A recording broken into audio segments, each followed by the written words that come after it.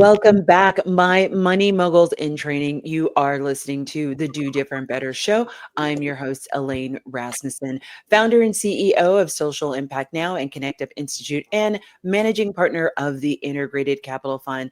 Oh boy, do I have an amazing episode for y'all today.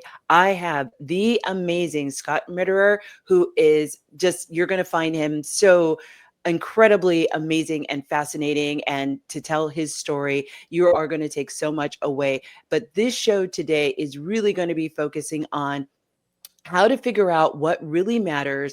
How are you getting stuck in your money story, but also in how to budget, how and where and how can you actually move forward? What should you be thinking about, and how can you align your financial goals and priorities, but also your personal purpose with your finances to make sure that your dreams come to fruition? He's going to really help you get those wheels spinning in your head about debt and how you get unstuck from getting motivated to actually follow through on your goals. This episode will give you the mental reset that you need, that you didn't even know that you needed to get started. But let me first start and talk a little bit about Scott. In 2011, Scott created Inspired Stewardship as a business to serve Christian men and couples struggling to live out their calling. He works to help align the way you use your time, your talent, and your treasure so that you can identify and live a fully authentic life that allows you to authentically live your calling, serve others, and provide for your family.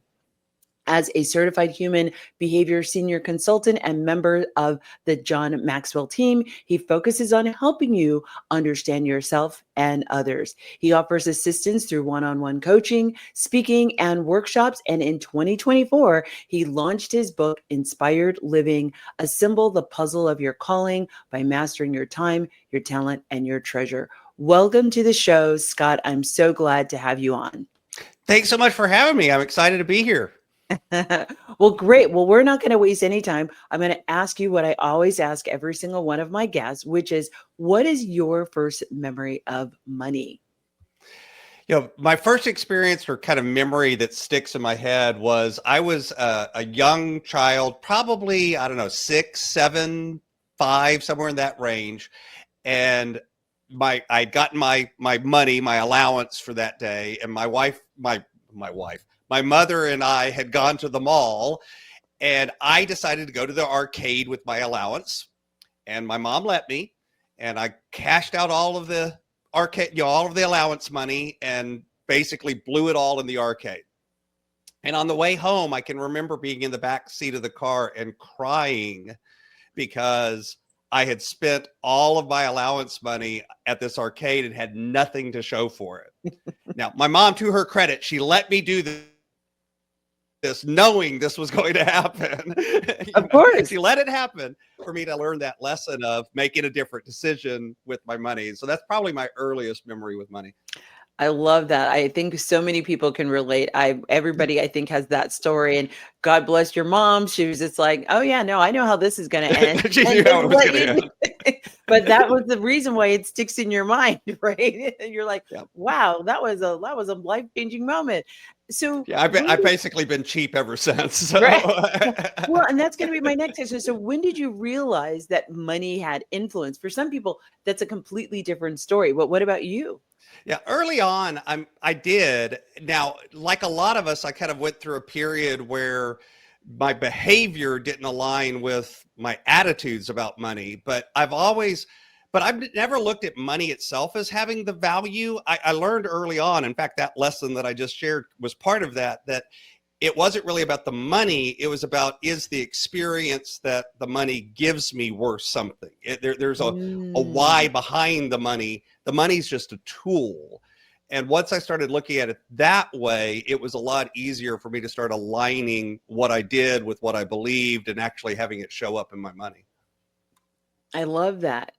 So how have your challenges with money shown up in your business or in your relationships? So my wife and I actually went through a period pretty early on where I was teaching school. I made about $40,000 a year. We had over $60,000 in debt. I was being the good husband and protecting my wife and not telling her about it. I was going to shield her from all of this. Of course, she's some smart Mm. lady and she knew exactly what was going on. But, that anyway, men are stupid sometimes. But because of all of that, I was getting to the point where I was actually suicidal because of finances. Number one cause of male suicide is actually financial issues. My wife and I were not communicating, facing divorce because of finances. Again, number one cause of divorce, money fights and money issues. So literally both of those showed up. It's a typical story, even though it's not a typical story because most people don't share it. And Mhm. eventually we kind of turned things around and decided, look, we're either going to separate, or we're going to come together. We decided to come together, and relatively quickly we ended up getting completely debt free, changing the way we were living with money. I changed jobs in the midst of that. I had emergency surgery in the, all of these other things happened. But the real shift was that mindset shift of looking at it differently and deciding, hey, we're going to be weird. And it's okay that nobody else is doing this. We're going to be weird. And that's the way we're going to live. And we've done it ever since.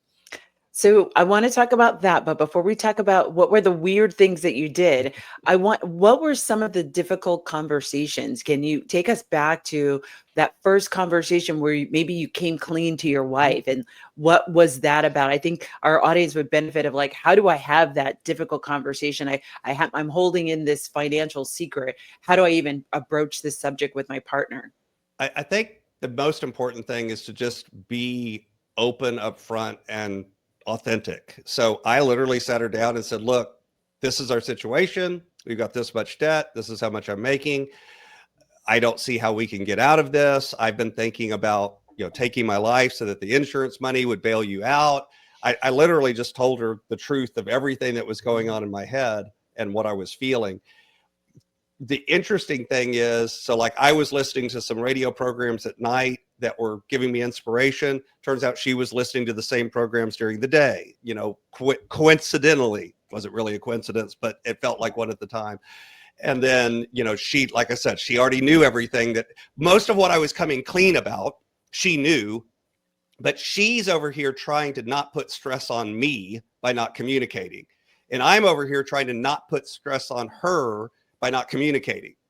And once you come clean and say, look, this is what I'm doing, I'm trying to protect you. This is coming from a good place, but it's the wrong action. Right.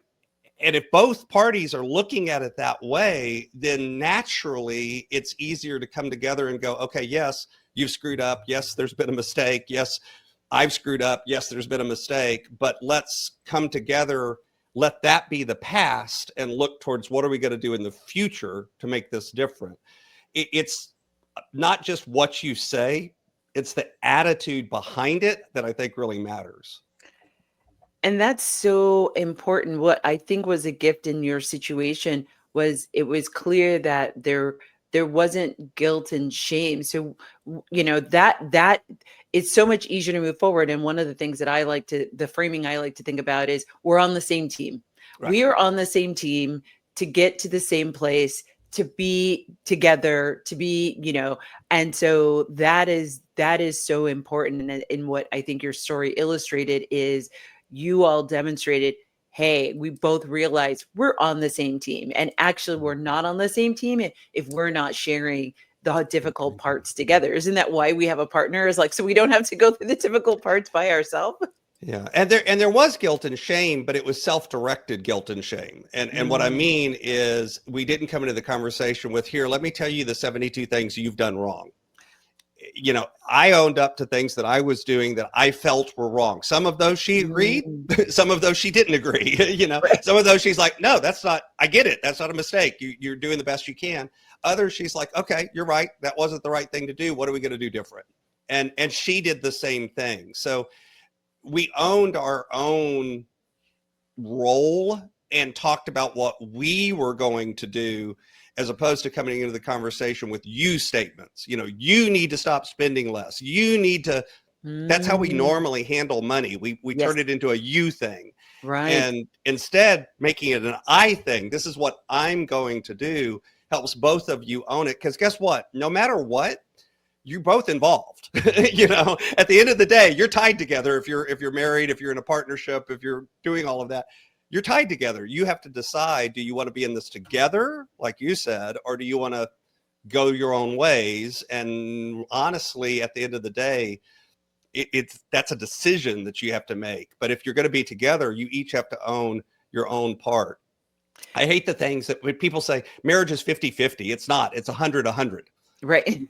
Everyone has to give 100%, not 50%. If all you're giving is 50%, no, that's not enough. And that's kind of the way that we ended up looking at it after we talked it through. And I think even if you're going to choose to separate, you still have to have conversations, You right? still got to Because, talk. right. And so I think too often, even if one partner decides that they want to exit, there still has to be a conversation, because there are these things that you have together, whether they're in one person's name or not, to be able to still have a conversation about what's going to happen. And are we going to come from a place of like being mutually beneficial, or do you want to just like hurt that other person? Well, thank you for that. And so now let's get into like the parts that were weird. So what were some of the weird things that, because I have a feeling they're not that weird, but what were some of the weird things that you did as you sort of resurrected your stability, your financial stability? And I want to be clear that these are things that we did. That doesn't mean everyone should do these things. So Right. just to put that disclaimer up front, because a lot of times there's no one size fits all journey Right. to getting straight with your money. So I want to be clear about that. But for my wife and I, again, when we started this journey, we had about $62,000 worth of debt. When we ended, we'd paid off $78,856.42. Not that I know it to the penny, but I know it to the penny. And it took us 2 years, 11 months. So real quick, $78,000, 2 years, 11 months. The reason, by the way, the debt went up is because I had 2 emergency surgeries in the middle of that. We got to pay for both of them because one was in December, one was in January. Yay, calendar year. That makes you pay everything twice in insurance. It's a wonderful system that we have. That we did all of that. And so that added to our debt. But we made an average of $55,000 a year during that time. So if you do the math, you realize, wait a minute, how did you pay off $78,000 in 2 years, 11 months? I am not allowed to round that up to 3 years. My wife won't let me. So it's 2 years, 11 months. We did all of that. You live on nothing. And for us, that was radical when you think about what we do in this culture. By the end of it, I had gotten a corporate job and I was kind of moving up the corporate ladder. My income was going up. It started very low. It ended up much higher. And that's why, the average is kind of in the middle. And I'm driving like a 1999 Ford that literally when I drove, I had to like occasionally stick the headliner back on the car because it would fall off in the heat and hit me in the head. Right. I didn't have a radio, that kind of, it was a complete junker because we could buy that for cash. Right. And people are looking at me going, dude, you go buy a new Lexus or something, you got this great job. And I'm, nope. This is what, it gets me to work. That's all that matters. I don't really care what it looks like. We were showing up in a way that was different because we weren't acting out of the appearance. We were looking for the authenticity behind it. I didn't care that other people looked at my car and when it's a pile of junk. I'm not trying to impress somebody at a red light, And now I drive a nicer car today. And we've gotten to it. We bought a house not too long ago. We've done right things. We don't live like that anymore. Right. But we chose to be really radical and not go on vacation, not go out to eat. Our date nights literally were bologna sandwiches on the trunk of a car. We would drive down to the lake and kind of park where we could look out of the lake, and we would eat a bologna sandwich together. That was date night. That's not a date night, but it was a date night for us because we had chosen to live that way. And so some of those things were visible, like the car, and it caused people to kind of look at us and go, y'all are weird. Something's different. That's why I use that expression of we got weird, because people literally would say, y'all are weird. And eventually the coaching business came out of the fact that they would then say, could you help me be weird? And that's how we got started coaching. Yeah. But that weirdness is you all prioritizing your financial health. You all prioritizing actually your future by saying, I am willing to go without today so that we can prioritize saving or paying off these bills, because that is, I find, the stress. That Hmm. is where disease comes from. When you are stressing about something that you have no control over, your body starts to like want to fix itself. And it can't fix itself because it's a daily grind of you trying to keep up with the Joneses, you trying to live this appearance while inside you're crumbling. So thank you for being just Yeah, so it's a facade. transparent about that, right? It's all, listen, we're all living a facade. Hmm. And I'm the same way. I'm like, I don't care who's looking. I've learned, especially living in this body and in this skin, I can't really concern myself because people are always going to have something to say. And so if people always are going to have something to say, what's the song go? Give them something, Bonnie Raitt, like give them something to talk about. Like, like give them something to talk about. Be in control of the narrative. Yeah, I know they're calling me weird. I know, but you know what? Guess what? My family is taken care of. My kids are fed. I don't have an insurance payment. My car registration is probably 1/3 of what yours is because Hmm. I'm not paying the most expensive registration rates. And so, what am I saving by doing that? And how much am I able to actually, what I'll be actually able to retire, right? You'll be actually able to retire because you don't have that debt. Well, this is so exciting and amazing. And y'all, we have just gotten started. This is just the beginning of our conversation. I can't wait. We've just talked about a little bit about Scott's personal story and his personal journey and some of the things that he's had to overcome and conquer with his partner. And now going into segment 2, we're really going to get into this inspired stewardship and a stewardship coach. He's going to tell us all about what that is.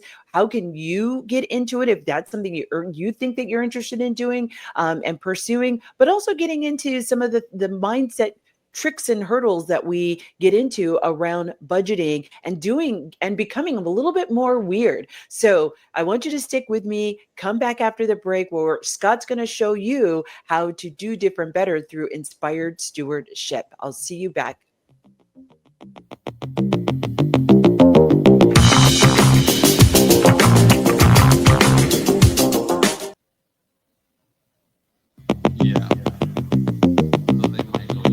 Hey, everybody, welcome back to the Do Different Better Show. I'm your host, Elaine Rasmussen, and we have a wonderful, amazing guest who you probably heard about in segment 1. But if you're just catching up with us, we are talking to Scott Maderer, the founder and CEO of Inspired Stewardship. And we're going to learn all about that, about how you can think about you leveraging inspired stewardship to help you find your calling, align your money with your values and with your calling. So, welcome back, Scott. You are a stewardship coach, which isn't a term we necessarily hear in finance in everyday life. So, what does stewardship mean to you, and how does that shift the way you approach money management? So stewardship is really just an old-fashioned word, and you often hear it in faith-based circles. You'll go into church, and one of the things that I think is unfortunate is oftentimes nowadays when you hear stewardship, it's about like we're going to do a building campaign, we're going to do something, and we need you to pledge money, and it's kind of all tied into money. But the truth is, stewardship doesn't just mean money.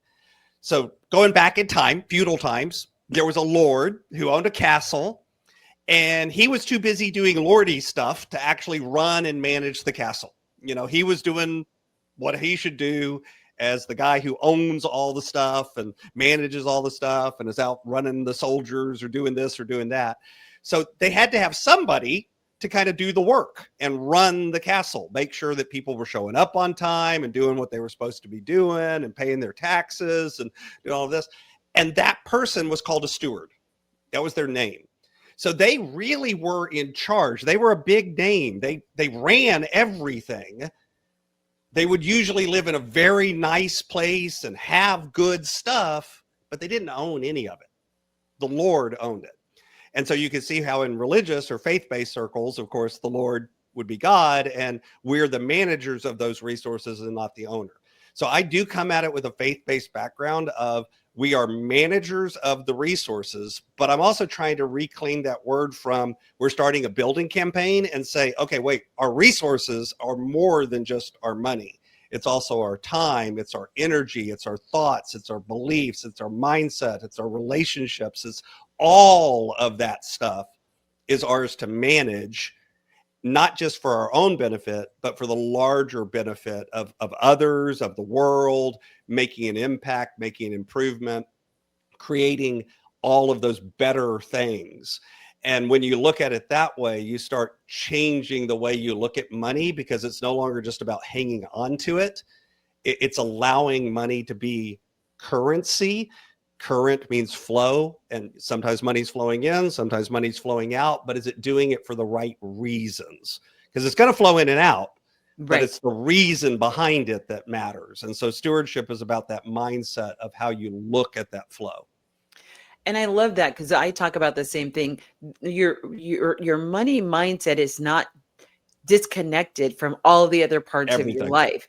Everything should be in alignment. And it's the hardest part is figuring out the alignment. And Mm-hmm. like, what I just led a workshop with 12 women, and it's like aligning your money with your values, and what are the compromises that you are willing to make, and what are the compromises you're not willing to make. And that's and understanding the implications of those decisions as well, and that there's Mm-hmm. no good or bad, right? But Yep. let's make sure that there's alignment. And what I hear you're talking about is you're also going to point out when things are out of alignment, and now there's a choice that needs to be made, and it's up to this person to make, or the couple to make the choice of like, well, okay, you said you wanted this, but you're making decisions that are going to take you over here. So which one is it? We just want to make sure there's Right. alignment. And I Does think that that really serve what you said you want? And the answer is exactly. no. Okay, then change what you want or don't do it. You know. Right? This is a fork in the road. What are we doing? And I think we need so many more. We need so many more people doing this. You're doing this. I'm doing this. So how does one get started? And they're like, hey, you know what? I've recovered. I've gone through this journey, and I've come on the other side. I think I have a great story, and I'm a great person to maybe help people be able to do this for themselves. Like, there's no college degree for this. So how do you get started doing something like this? Yeah, legally, in most states of the union, in fact, all of them that I know of, but I'm going to say most because I haven't actually physically checked in every single one. And so there's probably an exception out there. There usually is. You don't have to have any sort of certification or degree to be a coach, which is a great thing if you want to get started. It's also a terrible thing because it also means there's a lot of people out there that are going, I'm a coach, and they have no earthly idea what that means, and no training and no skills and no anything around it. So it is that balance between having the passion for it and then putting some knowledge and some skills around it. So as an example, a lot of folks think that coaching is about advising. It's about coming in and going, hey, here's what I did and it worked for me. You should do what I did. Well, that's advising. That's telling someone what to do. And the problem is if their values are different, if their position is different, if different family dynamics, whatever it is, if it's different, it may or may not work for them. That's what I said earlier about, hey, these are some of the things we did to be weird back in segment 1, but maybe these don't apply to you. Maybe you'll make different decisions. Right. And like you said, it's not good or bad. It's just different decisions, and that's okay. So when you come in with that attitude, it moves you more towards coaching. So coaching is about being curious. Coaching is about being judgment-free, holding that space of, one of my favorite things to say is, tell me more. Because people will say something and it's like, I don't yet know where you're really coming from. Keep talking. You think you've told me something, but you really haven't yet, because somebody says, I want freedom. Okay, yeah, but freedom means a million different things to a million different people. What does freedom mean to you? What does that look like? What does that smell like? What does that taste like? And so I'm actually part of a coaching cohort. We're called Coach Connections. We train financial coaches, and I'm the head instructor for that group. We just started a cohort not too long ago. That's kind of the idea behind that program, is we're coaches who connect with other coaches, because we want to lift each other up. We have an abundance mindset. It's not about competition. It's not about I win, you lose. It's about, hey, how can we get out there and actually do this in a way that we win, our clients win, we all lift up together and come together to make sure that there's success, there's growth, everyone's winning. Because so often being a coach out there, it's a very intense job. It It's is. very emotionally draining. And if you're doing it all by yourself on an island, you burn out, or you end up making bad habits and bad decisions that don't serve you or your clients well. And so we're really interested. We even do free meetups once a month just to pour into coaches. So it's like, if you're interested in those, you can find that information at coachconnections.com. I love that. And I love the abundance mindset, because we do need more people. You talked about in the first segment about number one cause of suicide amongst men is finances. Number one reason for divorce is finances. So clearly we need more financial coaches, because there's a lot of people. I mean, we're still sitting at, I remember when I was a kid, the divorce rate was at like 48%. It's still hovering at like 50, 51%. So clearly there is still a need. We need more coaches. So the fact that you all have this abundant mindset and want to bring more people to learn how to do this, because we need tentacles going to the farthest reaches of wherever our different communities are. So this is so amazing. So because you've had so much experience in doing this for the folks that you've been working with, what are some of the themes that you've seen around people's positive money mindset? Like, what are some of the themes that you're like, people who have positive money mindset? What are some of those themes? But also, let's maybe start with the negative, and then what are some of the themes that you've seen with the negative mindsets? And then we'll go to like, what are some of the themes you see with like to have a positive mindset? True. And a lot of these are going to be mirror images of each other. Often what is our negative could be stated as a positive, right? And we've touched on some of them already. A lot of times we look at things like a budget or changing our behavior around money as restrictive. We look at it as the things that we're saying cutting out of our life or giving up. And a lot of times we look at them as these are things that we deserve, or these are things that we've earned, or these are things we have to have that. Even that language. I won't let my clients say I had to. You didn't have to. You chose to. Right. It still may have been the best choice. I'm not saying that's a bad choice. It's a choice. Right. Because when you say I had to, you took away your power. Right. You have power in this situation. You can do something. And that's the negative, is that feeling of helplessness, that feeling of I have to, that feeling of I'm locked in.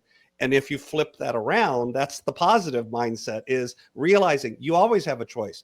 Right. May not be the good choice or bad choice. There's 17 choices and none of them are great. I don't care.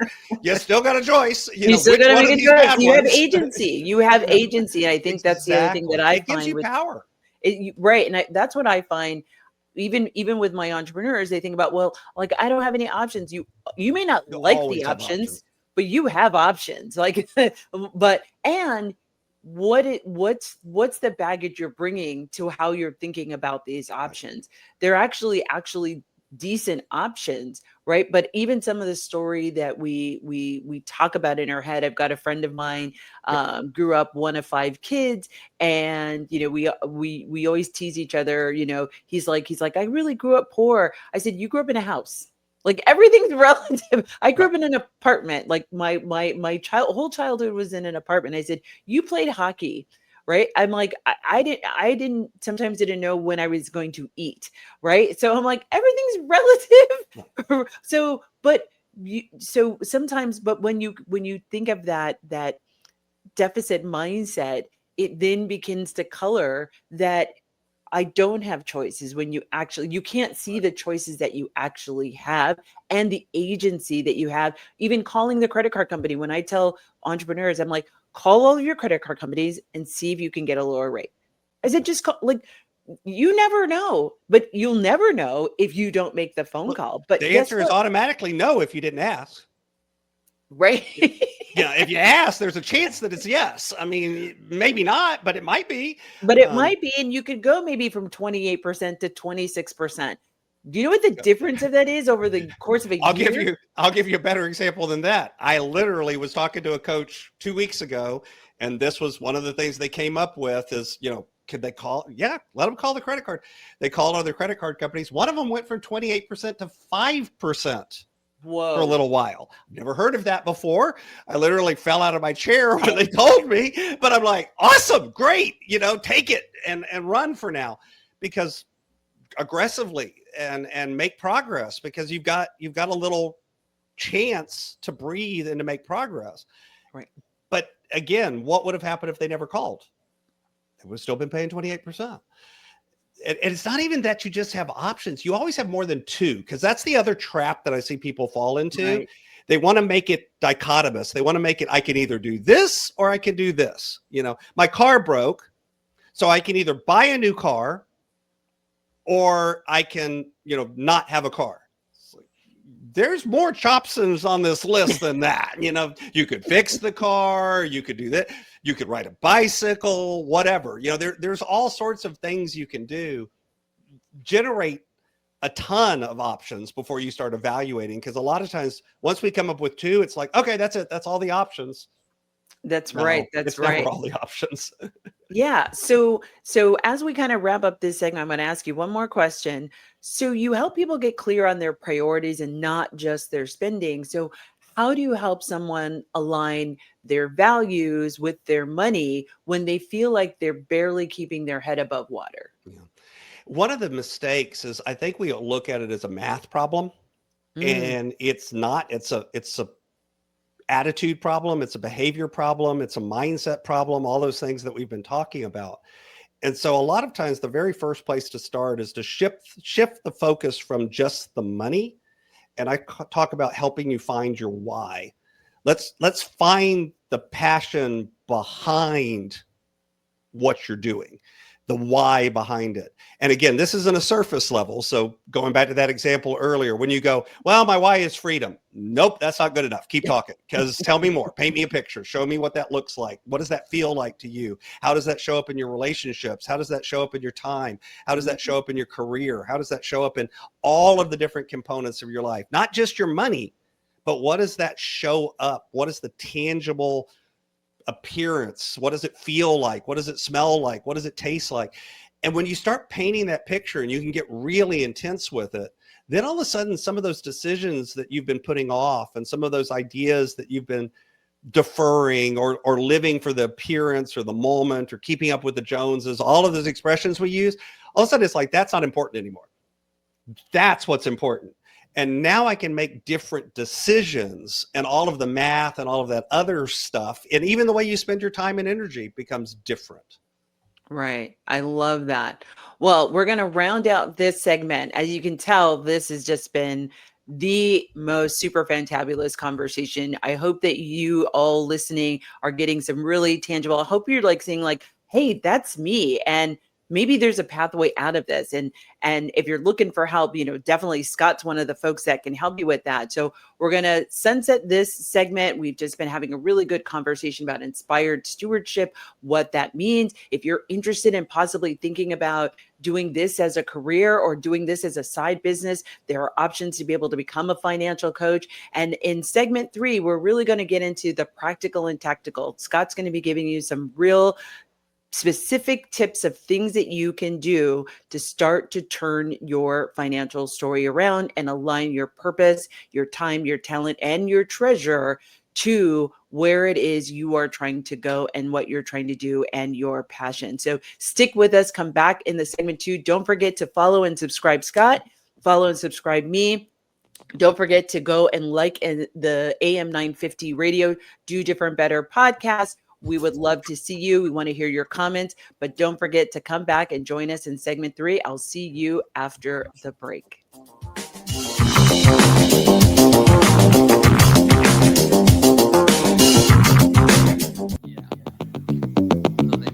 Welcome back, my budgetistas. You are listening to the Do Different Better Show. I'm your host, Elaine Rasmussen, and we have been visiting with Scott Maderer, founder and CEO of Inspired Stewardship, who is here to help you invest, influence, empower, impact, and purpose. How you've been hanging with us, Scott? How's it going? So far, it's going great. I'm really enjoying the conversation. I hope the listeners are as well.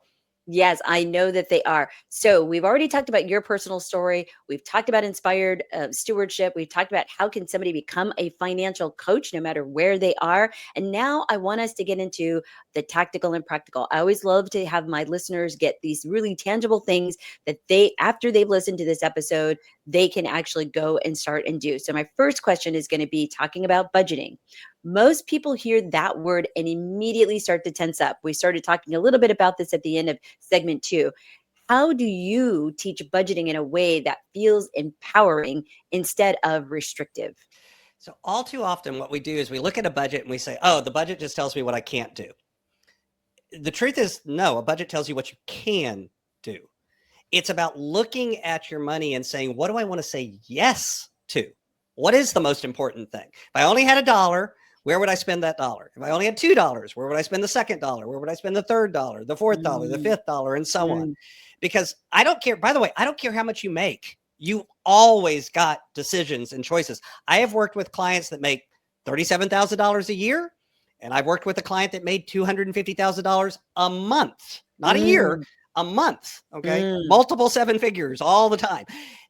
At either end, there were decisions. Now, granted, they were different decisions and choices. I mean, very different. Right. But there's still a limit. There's still a point where it's like, well, Right. I don't have enough money to do everything, Right. but I have money to do something. What am I Right. going to choose to do as opposed to what am I going to choose to not do?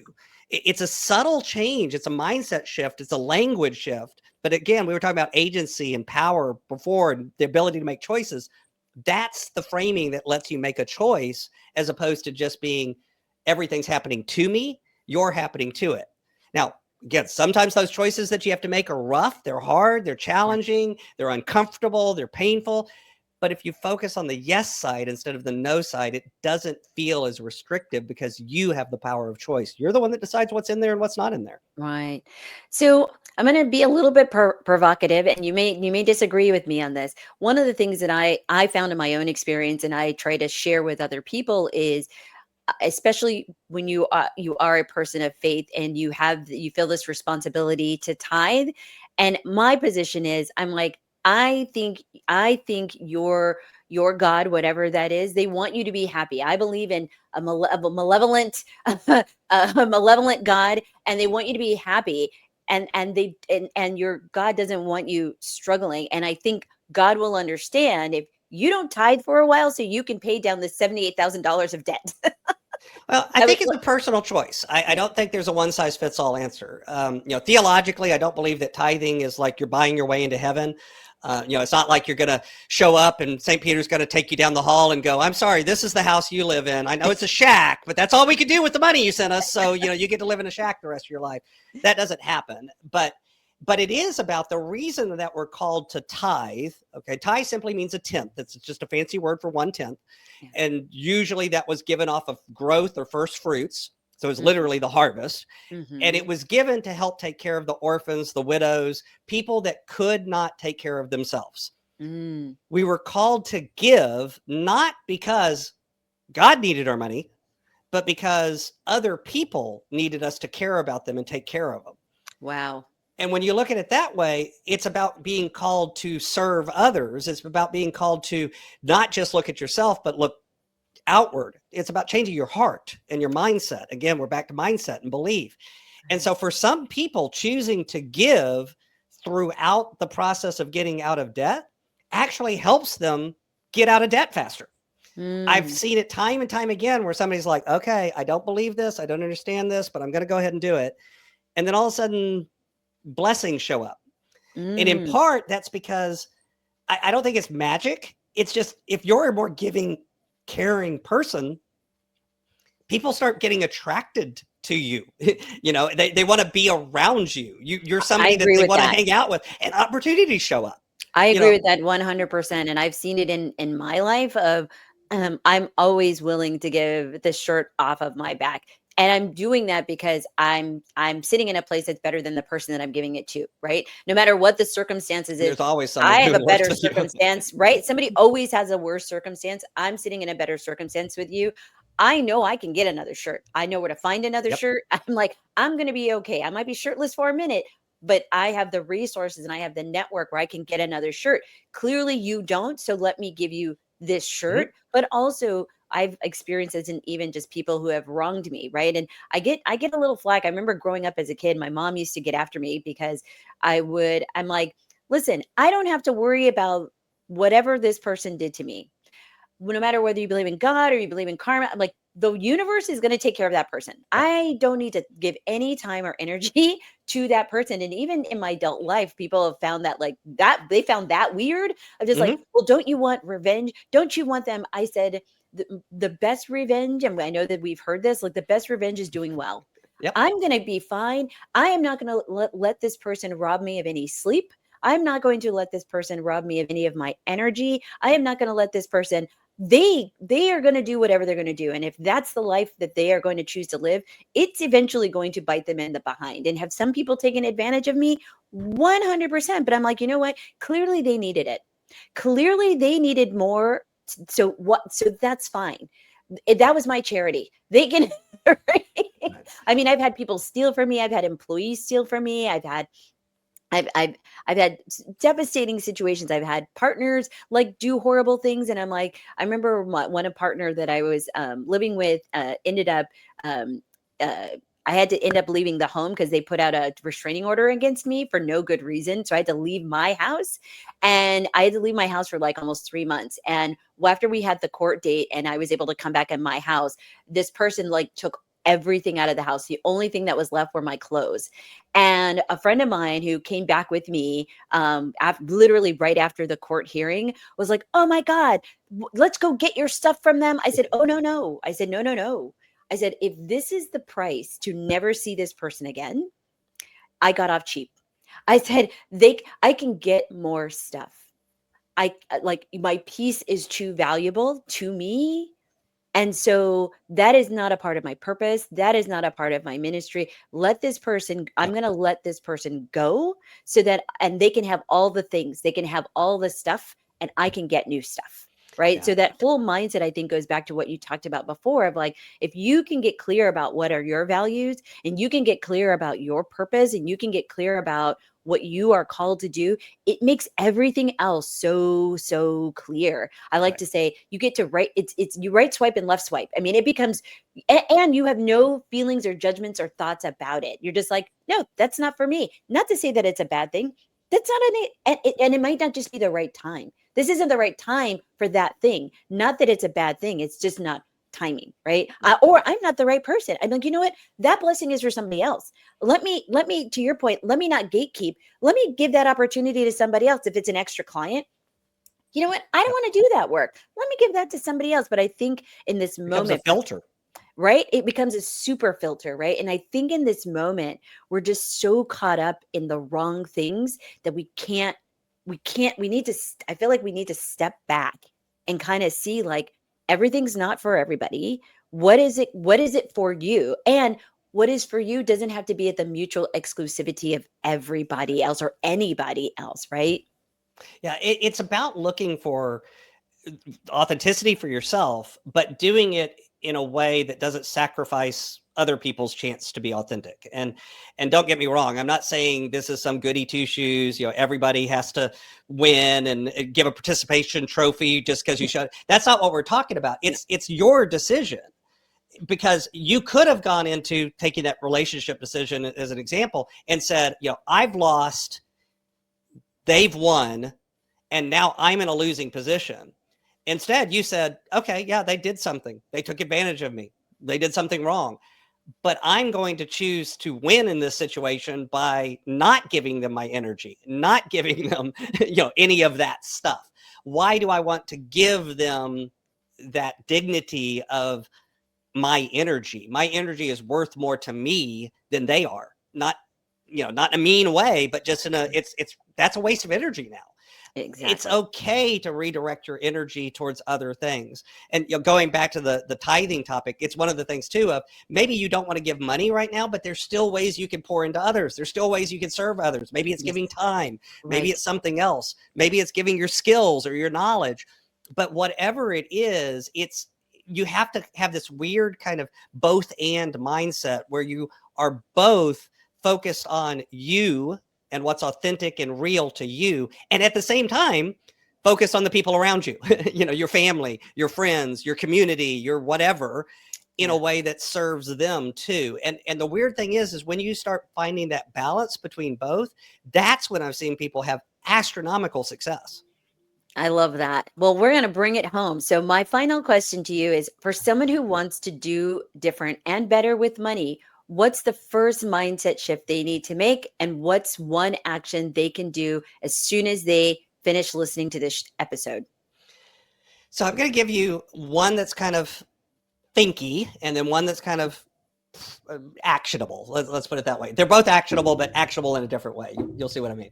So the thinky one is this: stop and take some time to think to yourself, what would your life look like 5 years from today?